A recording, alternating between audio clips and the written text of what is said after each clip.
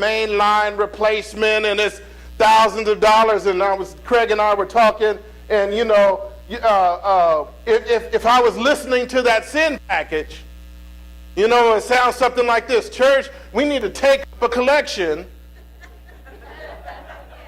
because there's a member in need, right? And we need to give to charity, and you can't be God-given, and all kind of, we were just waxing at that time. And it's like, you could do that, or you could turn to other things. You know what? I need some quick money, or the myriad of things that come up in your head, right?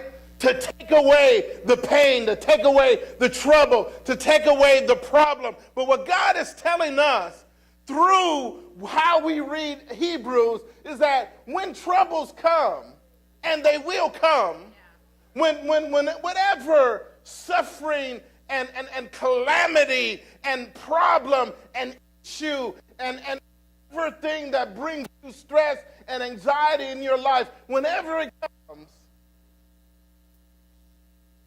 you need to turn to God. And as we were standing on the porch, Brenda and I, and he was telling us the price for that, all we can do is laugh and smile and say, we'll get through it, right? And that's what God is trying to teach us. If you trust him, if you lean on him, you're going to get through it. Now, sometimes he may bring you around it, but most of the time, God is saying, no, my grace is sufficient for you. In other words, what he says is, my whole package of righteousness and holiness is enough to bring you through. So what you need to do is you need to come and grab my package, and I'll bring you through this. Not necessarily he's going to take it away, but he'll bring us through it. Let's look at the text. Have your Bibles, turn over to Hebrews, and I want to pick it up where we left off last week. Hebrews 12:1. He says, therefore, since we are surrounded by so great a cloud of witnesses, let us also lay aside every weight and sin which clings so closely, and let us run with endurance the race that is set before us, looking to Jesus, the founder and perfecter of our faith, who for the joy that was set before him endured the cross, despising the shame, and is seated at the right hand of the throne of God. Consider him who endured from sinners such hostility against him, so that you may not grow weary or faint-hearted. In your struggle against sin, you have not yet resisted to the point of shedding your blood. And have you forgotten the exhortation that addresses you as sons? My son, do not regard lightly the discipline of the Lord, nor be weary when reproved by him. For the Lord disciplines the one he loves, and chastises every son whom he receives. It is for discipline that you have to endure. God is treating you as sons. For what son is there whom his father does not discipline? If you are left without discipline, in which all have participated, then you are illegitimate children and not sons. Besides this, we have had earthly fathers who disciplined us, and we respected them. Shall we much more be subject to the Father of spirits and live? For they disciplined us for a short time, as it seemed best to them. But he disciplines us for our good, that we may share his holiness. For the moment, all discipline seems painful rather than pleasant. But later, it yields the peaceful fruit of righteousness to those who have been trained by it. I want to talk to you just for a few minutes on the end of endurance. And what I mean by the end of endurance, I'm not talking about endurance stopping. I'm talking about endurance taking you through something. There's 4 ideas that this passage illustrates. It's the exhibition of endurance, the examination of endurance, the exhortation of endurance, and the explanation of endurance. The exhibition of endurance, the examination of endurance, the exhortation of endurance, and the explanation of endurance. Since we have so great a cloud of witnesses, let us do something. So last week we were talking about just faith and what faith is, and talking about faith exemplified through those witnesses. But not only is he showing us what faith is, he's showing us what endurance is. See, faith gets us to endurance. If we don't have faith, we're never going to wait on God, right? Because we don't necessarily believe that God can do anything about a problem, right? And so he says you first have to have faith, but what he is really doing is when he talks about all those heroes of faith, he said, let me show you how they endured. Because he says none of them really received the promise, but they still were willing to trust God. Are you willing to trust God even if you don't? Even if you don't. Even if you don't. Right? I mean, that's what God is calling us to, that even if we don't faith. Looking at Shadrach, Meshach, and Abednego, or Hananiah, Mishael, and Azariah, right? They were those 3 boys who refused to bow down to Nebuchadnezzar. And Nebuchadnezzar says, if you don't, we're going to throw you in the fire. And they said, look, we believe that our God is bigger, that our God is better, that our God is greater, and that our God is capable of saving us from this fire. But even if he doesn't, we are not going to bow down to you, Nebuchadnezzar, so throw us in the fire anyway. So this is the exhibition of endurance that he's talking about. Yes, your faith says, I'm going to lean on God, but the faith leads you to endurance that allows you to lean on God even if it doesn't go right for you. And folks, we have to get this mindset, because we're Christians, life is supposed to be great for us. Heck, the Bible is filled with people of God who went through a whole lot of stuff. And if we just look at those heroes of faith, it says they were put in prison, they were beaten, they were sawn in two.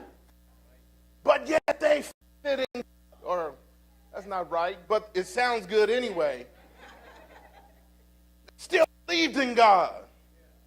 They still trusted in God. So if we want to understand endurance, we have to understand and look at those people of faith who were willing to go through it anyhow. That's that exhibition, putting them on display. And he says to them, seeing that we have all those Christians that I've just told you about, who are willing to endure by faith. Then he says, we need to run. We need to run with patience and faith the race that is set before us. See, there's a course for all of us. And what the Hebrew writer is saying is you need to be willing to go through it. The life of the Christian and the power of our prayer isn't to avoid it. The power of our prayer is, God, lead me to the end, right? Let me see the end. And so he's writing to these Hebrew Christians who want to give up, right, who want to abandon God. And he says, no, the call isn't to abandon God. The call is to trust God and let God get you through it. And so that's the exhibition of faith, but also exhibition of endurance. There's also the examination. And then this is where we ended last week in verse number 3. Look at what he says. Consider whom? Come on, you got to be there with me. Don't leave. I'm going nowhere but Hebrews 12. Consider who? Consider him, right? Consider Christ. He already says, looking unto Jesus, right? I am running, and as I am running, right? He says, let us run with patience. Well, how does that run look? That run looks like me looking to Jesus, right? I have the cloud of witnesses, right, who have exhibited endurance, who are cheering me on. But at the finish line is Jesus. So he is my point of reference. He is where I'm trying to get to. He is my light at the end of the tunnel. See, when you turn your back and you start running out of the tunnel, you're turning your back on Jesus. You're giving up on Jesus, the very one who's going to empower you to get through. So he says, your eyes need to be fixed on Jesus. Why? Because he endured. He endured the ultimate. Because unlike all these other witnesses of faith who went through trial, who went through suffering, who went through tortures and beatings, and some of them even put to death, they all sinned, right? And the wages of sin is death, right? They deserve death. But Jesus didn't sin. He came to willingly drink the cup that we weren't able to drink.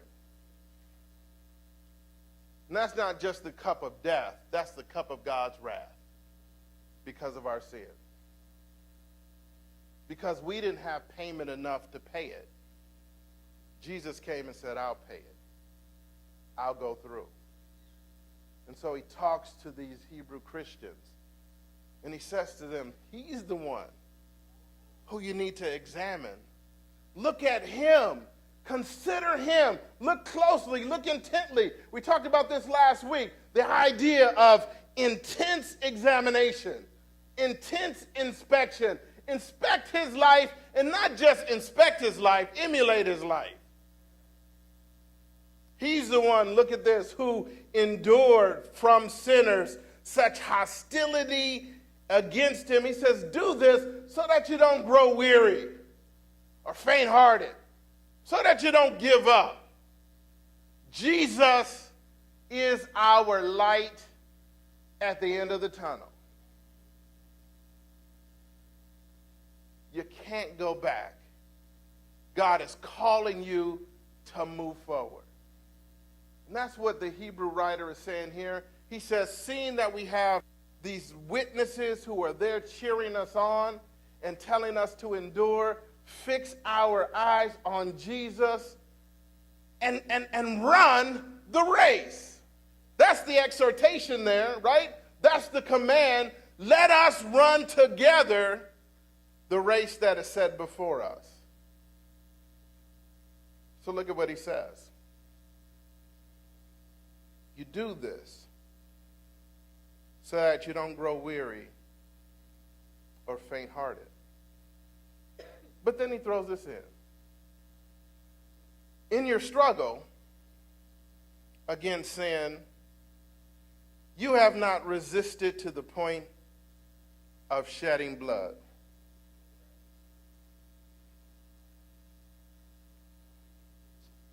How many of you have ever said, it's too hard? Right? It's too hard. Like at the beginning of something, it's too hard.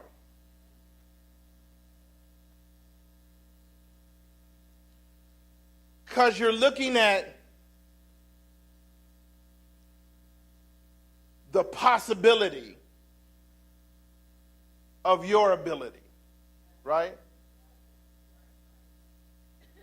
So when I do an estimation or an assessment of my ability, and I look at and do an assessment of the task at hand, I'm making a calculated determination that I don't have enough ability to handle this issue, right? So I exclaim in exasperation, it's too hard. I can't do it. It's impossible. How many of you have ever said that, but yet buckled down and gotten through it, right? That's not what we're talking about. Because that's you depending on your own ability. You just underestimated the extent of your ability. But what he's saying here, and what he wants us to understand is that look at those impossible situations where there's no human possibility why anybody should be able to do it.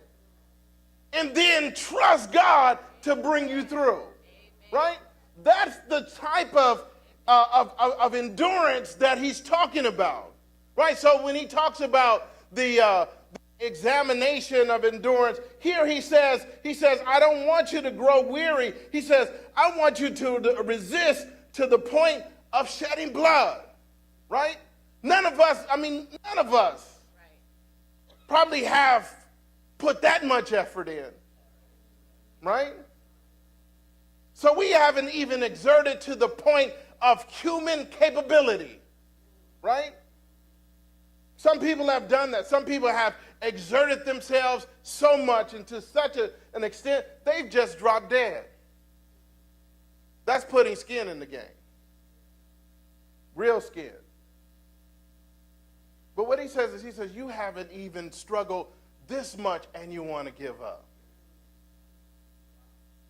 So he talks about our own capability. But then he said another thing. He says, and you've forgotten.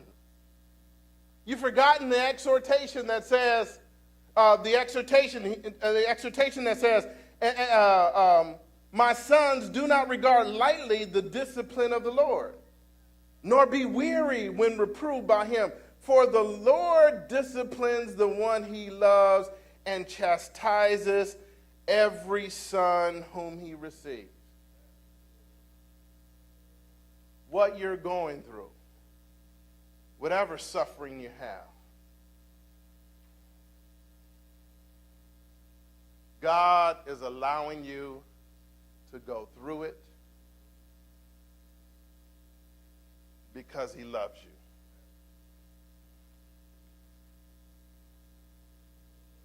Have you ever heard or have you ever said to a child, this may hurt you. No, this is going to hurt me more than it hurts you. Right? Well, we'll get to it, right? We'll get to it because he explains that statement in the end. I think what parents are trying to convey is that I'm doing this because I love you, right? And it hurts me to have to discipline you in this way. But I'm trying to teach you something, and you're not going to really get it right now in this moment, right? You're not going to get it now in this moment. So what he says later on here, we'll come to it. He says, for the moment, right in the moment, it is not pleasant, right? That leather that my mom with ninja perfection exerted on my backside many times was not pleasant in that moment. Right? When it's like I'm squirming and I'm running around and I'm moving and it was like, right? And for some reason, no matter how much I moved around, she was able to get that same spot every time. And then if I got too wild, she would just stop. No. She didn't rest. She stopped because she was like, bring your behind back over here, move your hand, put it back on the bed, and stop moving.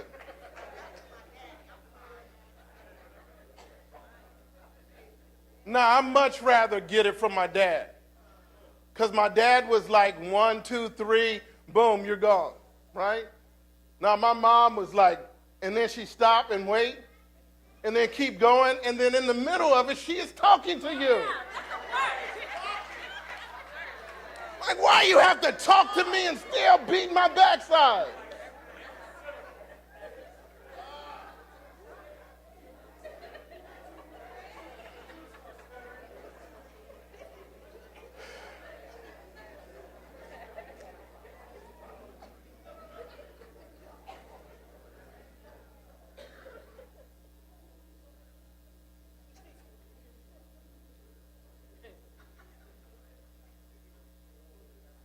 You know, now we've gotten sophisticated and enlightened. And kids have become our friends. And we see crazy stuff like them saying, this is my phone and this is my room and you can't come into my room.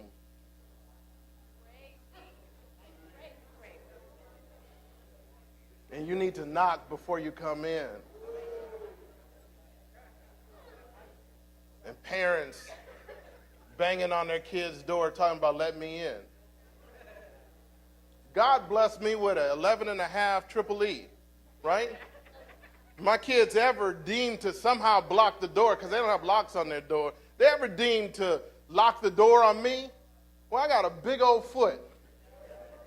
I put a big old hole in the door or kick it off its hinges. Right?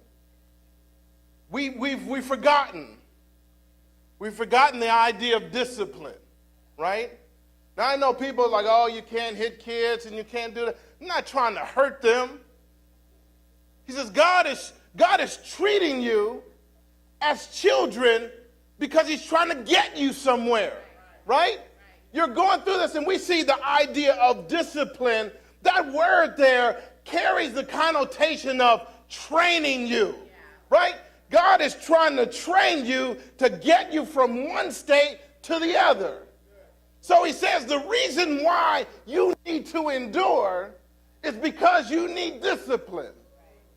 Because if you don't have discipline, if you haven't gone through training, you will be at 7-Eleven with a fake gun trying to rob it and walking right by an armed security guard who you don't see. Because you haven't learned anything.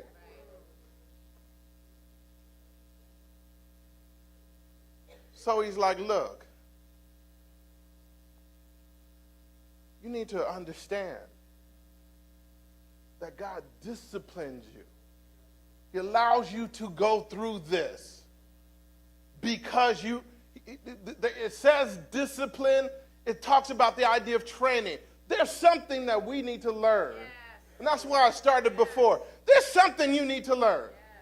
Yes. If you keep having the same problems over and over again, and you keep meeting the same people over and over again, and you keep getting in relationships with the same people over and over again, and the same issues come up over and over again in your life, there is a hole in your life that only God can fill.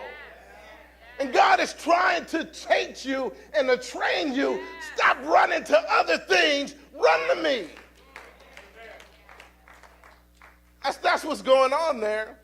You keep, man, I keep kidding the same girl over and over. They keep doing the same thing to me. The issue is not them.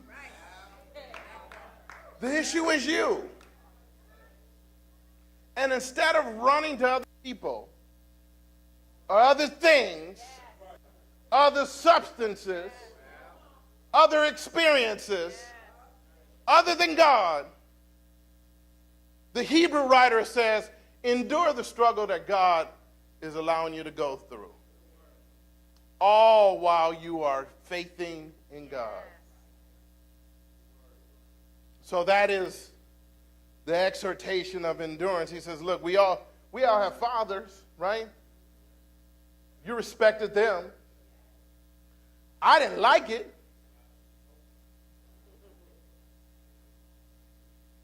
I was angry.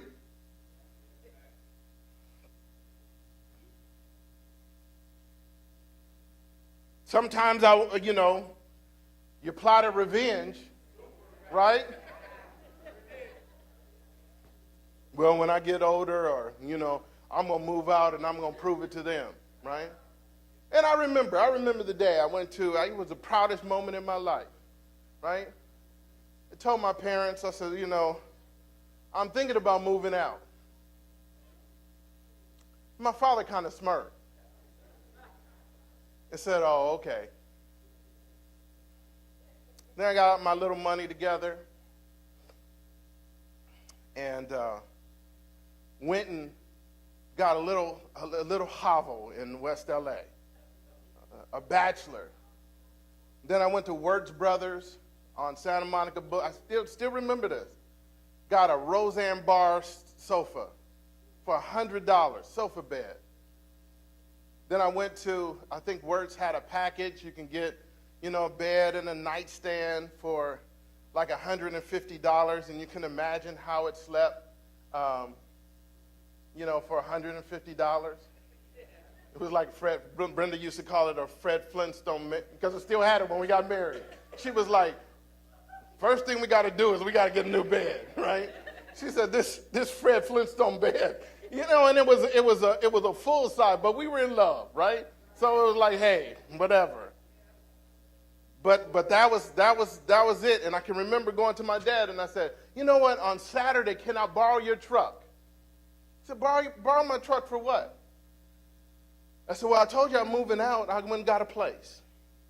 He said, you didn't get a place. And I remember pulling out my keys. Going, yeah. I got my own place now.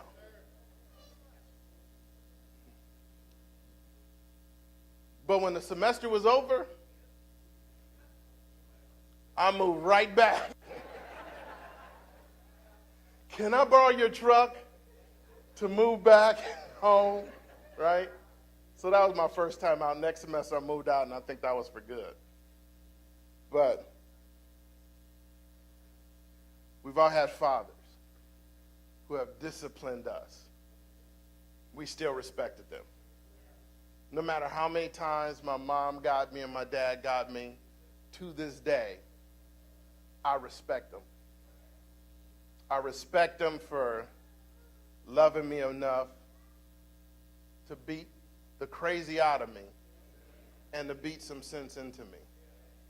Because now I see, right? And that's what he says here, and this is the explanation of endurance. Look at what he says here. He says, we all had earthly fathers. Shall we not much more be subject to God the Father and live?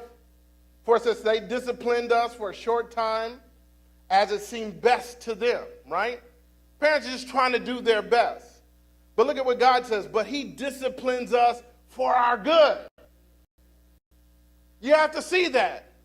Our parents are doing it for our best, but God is doing it for our good because we need it, right? Not, parents just don't want crazy kids, but God wants his kids to be holy. You see what I'm...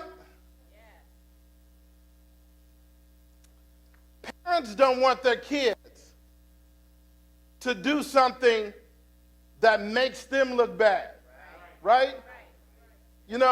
My dad used to tell us, you ever go to jail, I'm not coming, right? Not because it was before us. He's like, I ain't coming down to jail. You're not going to put that on me, right? So as parents, we are like looking at, I'm doing this because I don't want someday to have to be embarrassed. But God is doing it because he loves you, and he recognizes that at the very end, if you're not disciplined and trained, you're going to have to die one day. So he's doing it for our good. For our good. Look at this. That we may share in his holiness. God is trying to get you holy. God is trying to make you holy. That's why he allows you to go through some things. And that's why we got to endure. Because suffering, pain, problems, sin, struggle is our teacher to lead us to righteousness. It's our teacher. So should we not re-examine and reform our prayer life? To not just, God, take away this problem. God, take away this struggle. But God, in this struggle, as I'm going through it, number one, help me to endure and to trust in you. Help me to faith in you. But also, God, help me to see what I need to learn. What deficit I have in my life. And what I can learn from this trial. What I can learn from this struggle so that I can trust and hope and rely and faith more in you.